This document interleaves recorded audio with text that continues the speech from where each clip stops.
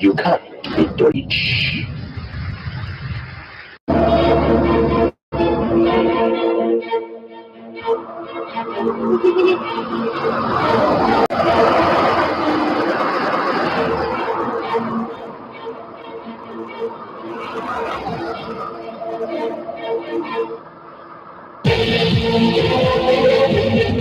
Living life is driving the rain.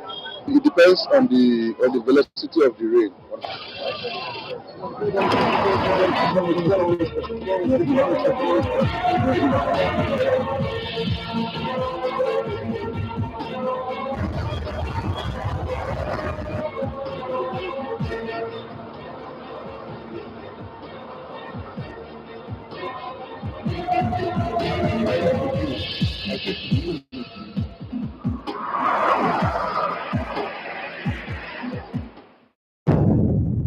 Information is power.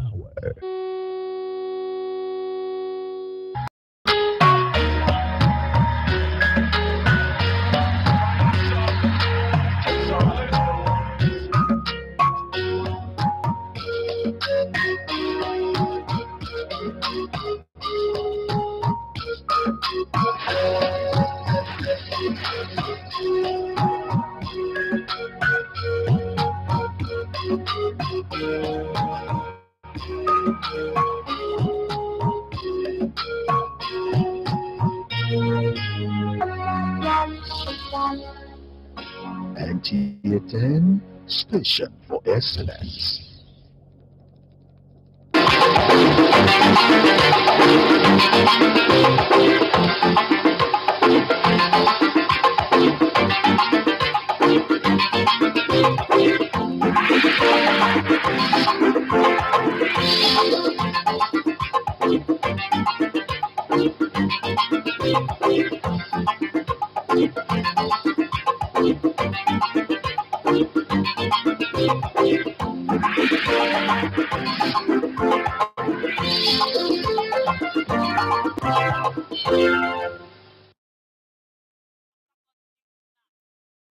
President Muhammadu Buhari in London holds strategic meeting ahead of King Charles' coronation.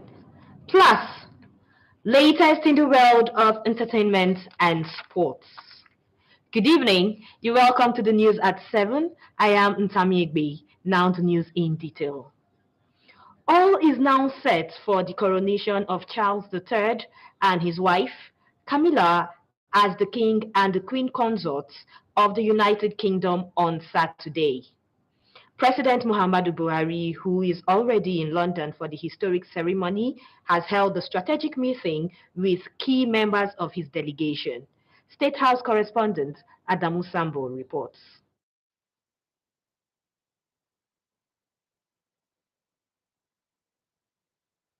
The British capital is wearing a new look as millions of people across the United Kingdom and beyond prepare for the symbolic coronation ceremony of the 40th reigning monarch since 1066.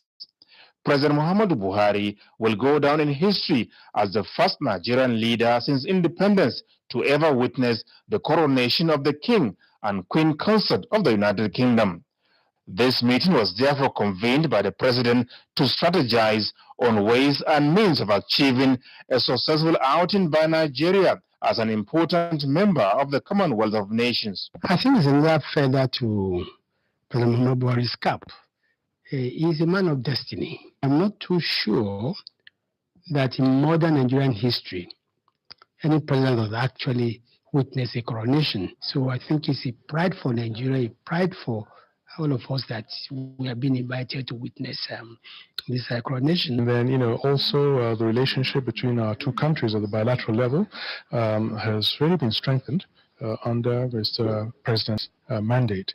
And as he's also leaving in 3 weeks, it's also important for him to be here, and it's a good signal that Nigeria-UK relationships, even after Mr. President, should continue to wax in the way it has been. It's historical that we're all witnesses to this very important and auspicious occasion. For most Nigerians, Queen Elizabeth was the only monarch they knew. So it's a renewal of the bond of relationship between Nigeria and the United Kingdom. Like our president said one time recently, if most Nigerians don't have a second home in Britain, they don't feel that they are accomplished. That's wealthy Nigerians.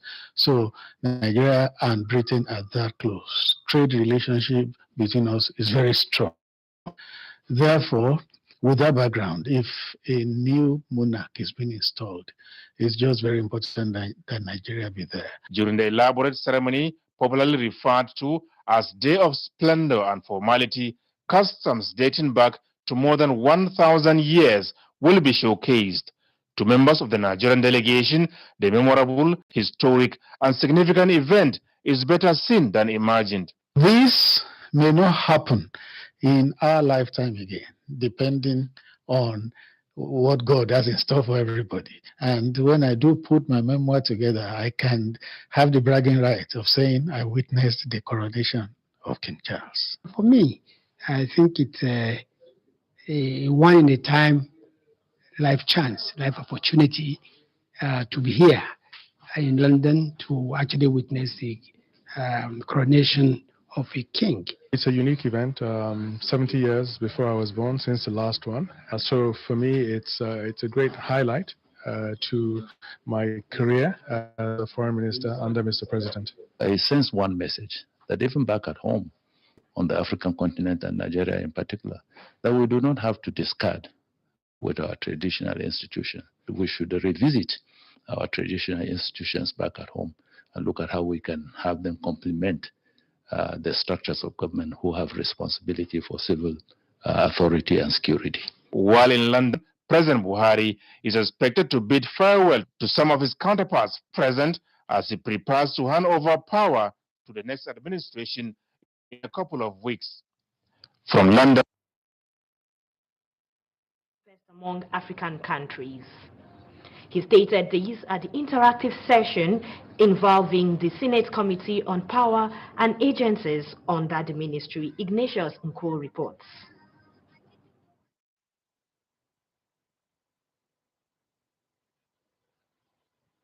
A routine for the Senate Committee on Power to intermittently engage officials of the Ministry of Power and agencies under its purview to brief it on the power sector. At this session, Minister of Power Abubakar Aliyu presented a comparative analysis of the cost of electricity in Nigeria and other African countries, which he described as one of the cheapest. A little cost comparison of electricity in Nigeria and this West African sub-region. We have in Nigeria just 15 cents per unit, which compared to Burkina Faso is 27 cents. Senegal 28 compared to Nigeria 15.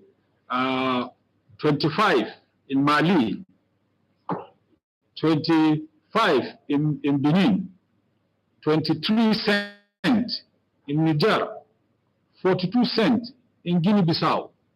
Nigeria only 15 cents. Fault in the payment of electricity tariff by many consumers came to the fore.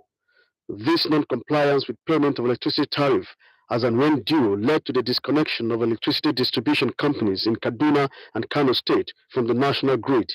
Because electricity is a very sensitive item, and once that happens, people become very agitated. So it is important for people to be proactive. The discourse are complaining bitterly that government and governmental agencies are not paying their bills. The committee was of the view that the best solution to this default in payment is to adopt the method of deductions from source, especially for government-owned establishments. Ignatius Nko, NTA News. The House of Representatives has asked the Independent National Electoral Commission, INEC, to develop a mechanism to remove deceased and fictitious voters from its register. National Assembly correspondent Lami Ali reports that House members believe that this will make the election process more credible and transparent.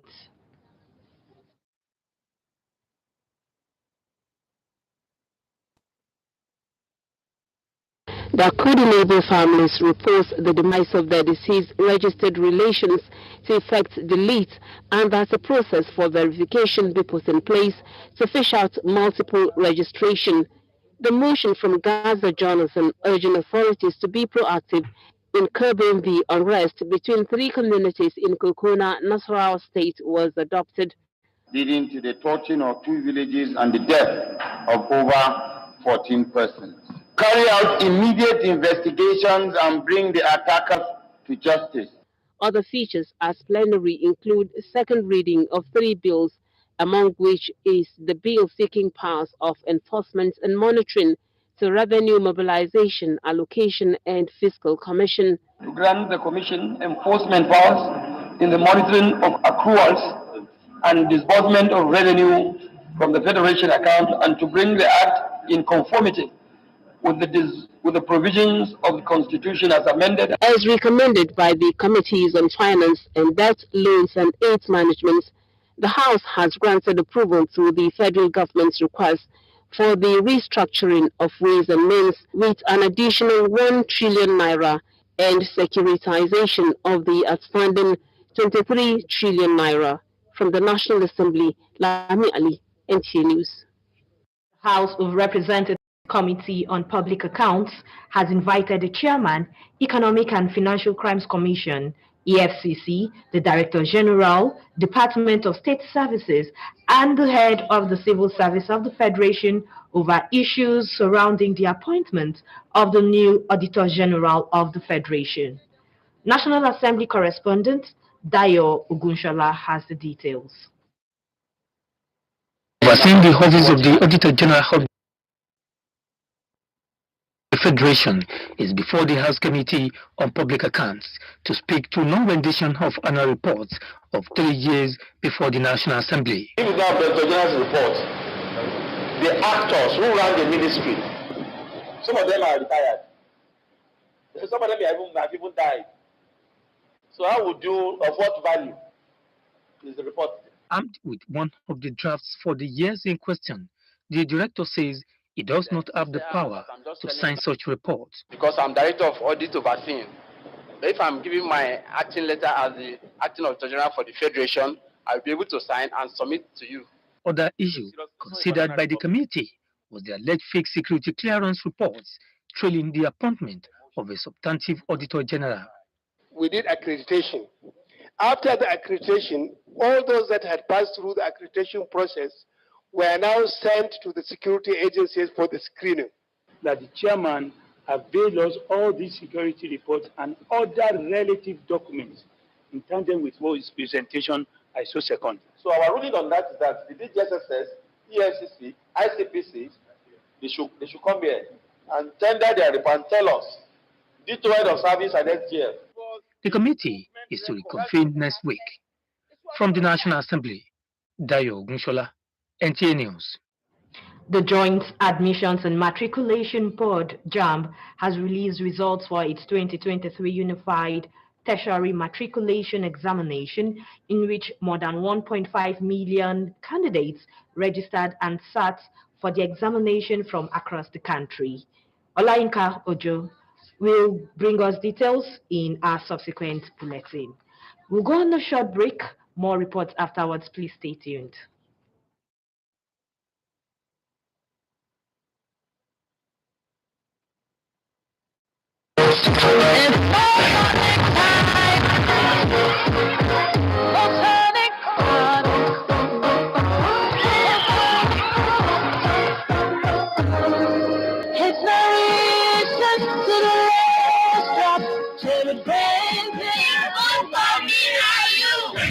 Maltonic is enriched with vitamins and minerals for that rush of vitality you need to reach greatness. It's Maltonic time! You're welcome back.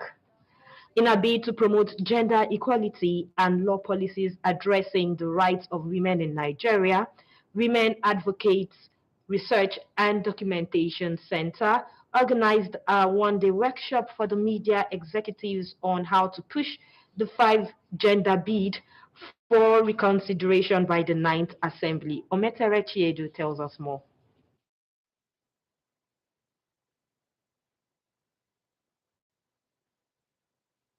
women's rights were among the 68 bills laid before the National Assembly for votes. More than a year after, these bills, which include 10% affirmative action for women in leadership of political parties,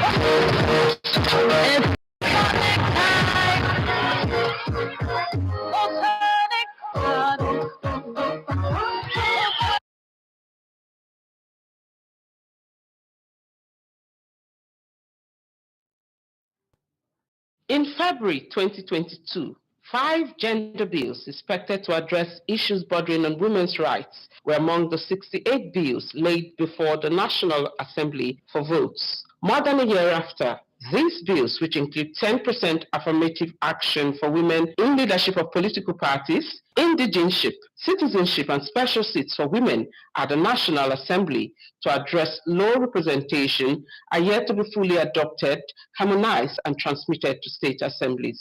And that's why we want to give an agenda for 10th Assembly. So this meeting organized by what is also about agenda setting. Agenda setting for not only resuscitation of the 5 gender bills, but making sure that those bills and many more relating to women issues are passed in the next assembly. This is why Women Advocates Research and Documentation Center, WATSI, is seeking ways to ensure the 5 gender bills are reconsidered and passed by the 10th Assembly. For us as women, we feel that the National Assembly can still do something within the very limited time that they have in seats, within this night assembly. They can still take steps if they are very honest, if they are very with the fact that they want to, that they have women's issues at heart. Who better to partner with than the media? Representatives of media houses across Nigeria are gathered to discuss their roles in line with WATS's vision. Experience has shown that where the media takes ownership of certain issues, the National Assembly is likely to respond and pass those bills. Media have a very significant role to play in community education, community information, and cultural change. At the end of the workshop, a communique was adopted for media executives to write the anomalies surrounding women's rights while amplifying the benefits of signing the Sexual Harassment Bill into law, as well as the passage of the 5 gender bills in the ongoing constitutional amendment process in Nigeria. In Lagos, Joy Ken Abakuya, NTA News. The ongoing armed conflict in Sudan has made it difficult for patients to access medical facilities, putting the country's health system on the brink of a collapse. Let's get the details from Adebola Brookslyn Sunday.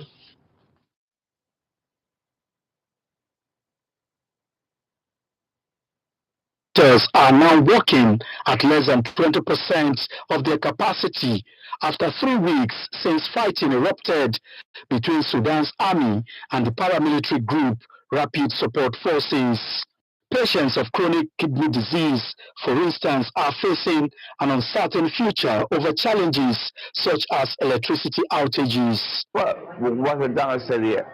I'm lucky that I have a car at least to come to the centre. We're living a catastrophic situation and we don't know what will happen tomorrow. Most of the patients here are very exhausted and I can't bear the situation anymore. Another health threat is critical shortage of basic goods, including water, food, and fuel, arising from the conflict which have killed more than 500 people. I live in Kober and I go to the center in Daroshab about 30 kilometers away every day.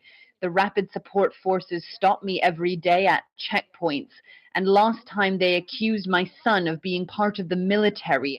We are ordinary people and all we want is to live and get health care. The World Health Organization describes the situation as catastrophic and warns of their consequences for the sick if the clashes persist. Country Director of Care International in Sudan, David McDonald, said support is needed to address short and long-term. Ensuring that we've got safe access to communities for humanitarian assistance, and we need to make sure that we've got corridors and financial means to be delivering that assistance to some of the most vulnerable populations in the world at this time. United Nations said more than 100,000 refugees have crossed from Sudan to neighboring countries to escape fierce fighting, while hundreds of thousands have been displaced within the country. Adebola Brooksland Sunday, NTA News. Let's now take a peek into the world of entertainment with Taiwo Olayoye.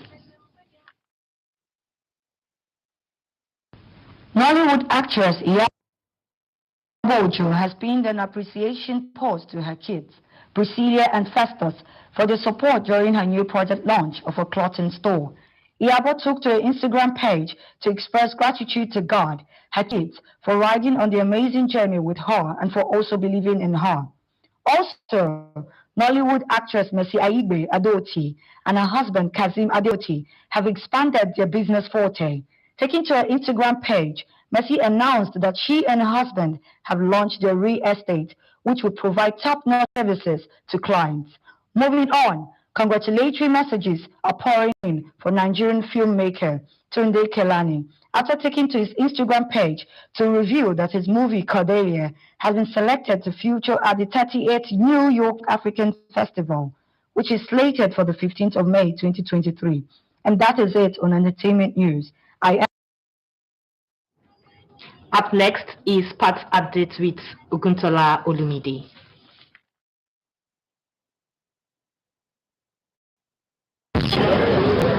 Quarter-finalists are expected to emerge Friday at the ongoing ITTF African Cup in Nairobi, Kenya. 29 men and 23 women started the battle at the group stage. All eyes are on the continent's best players in the men's category, Aruna Quadri of Nigeria and Egypt's Omar Azar, as the draw clashed in the last 6 finals of the tournament. In football, the Golden Eaglet of Nigeria are perfecting strategy ahead of Saturday's last group game against their counterparts from South Africa at the ongoing Under-17 Nations Cup. The Unduka Ogbade Church side needs the maximum point at stake to advance in